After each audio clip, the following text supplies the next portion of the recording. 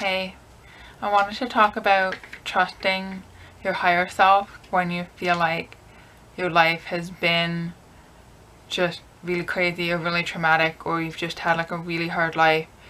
You might be saying, well, where was my higher self when I was getting abused? And like, where was my higher self when I was powerless and alone and terrified? And like, how am I supposed to trust myself when I've just basically tortured myself my whole life?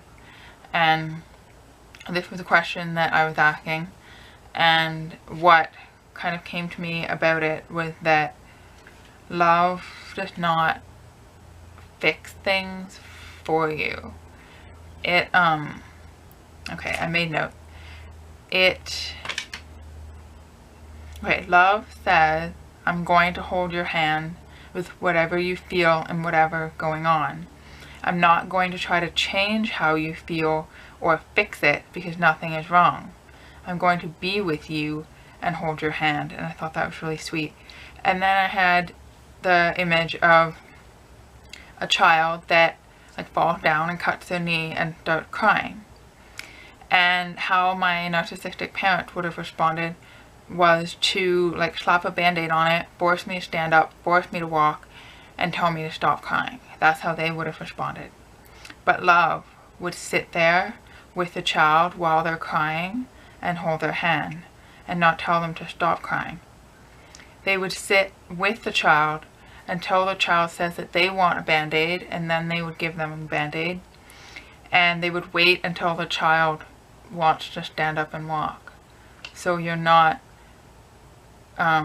forcing the child to do what you want. It's really about like letting the child take charge of, well, not really take charge, but just like feel how they feel and then do what they want to do when they're ready.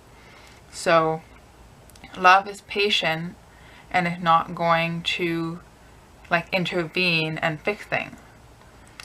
And it waits for you to act. So if you are in painful situation in your life, your higher self is not just gonna magically come in and like do things for you, because the journey is for you to figure these things out. But that's not to say that you don't have help, but you have to act, because it's not going to intervene until things get really bad. And usually we haven't been listening for a very long time, and that's when the intervening happens.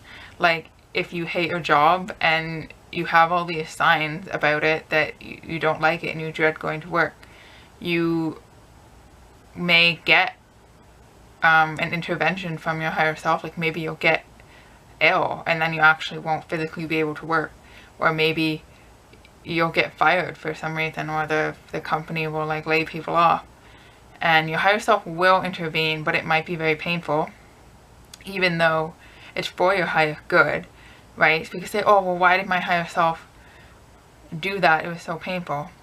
Well, first of all, it's for your higher good ultimately.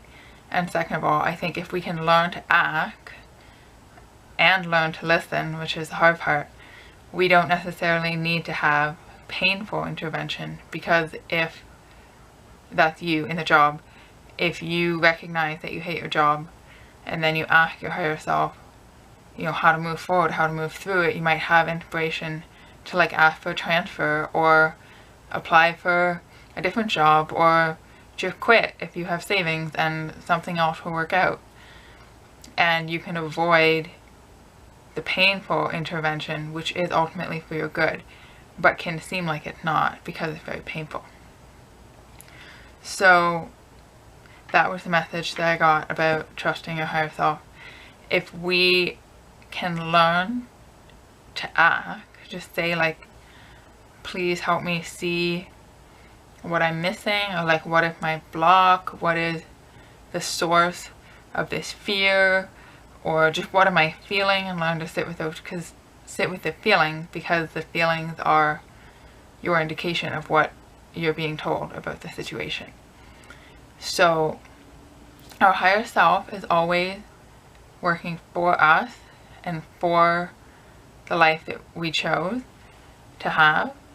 And things can seem bad and painful only because we don't fully understand the big picture, and we can start to learn to develop this relationship so that we don't need big painful intervention to help us live in alignment with our authenticity.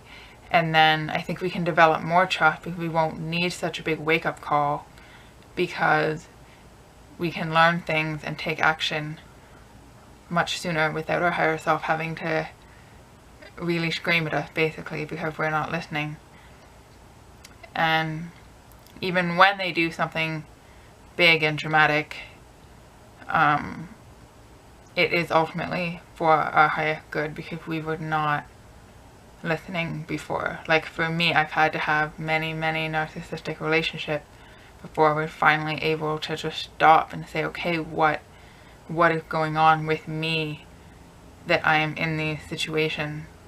And those wake-up calls were ultimately for my own good, because if some random loving person had showed up, I wouldn't have even been able to see it, because the problem was within me, with my definition of love and with my distrust of people and life because of my abusive childhood with narcissistic parents. So that was what needed to be healed, and my higher self bringing narcissists into my life was actually a loving wake-up call to push me in that direction, to go inward. So it is a journey, and I'm still working on it, but I am coming to understand that even if things seem like your higher self is not there, they are.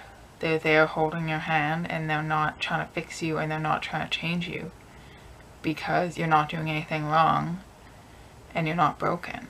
So they're just there with you, however you feel, whatever's going on.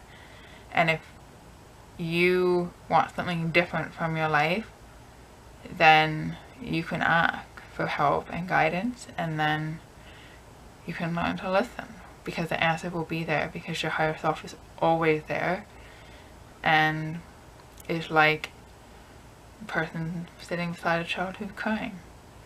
So your higher self is going to let you lead, basically. So you get to ask, and you get to tell your higher self what it is that you want from the situation, and then work through whatever lessons there are for you in the place that you're at on your journey.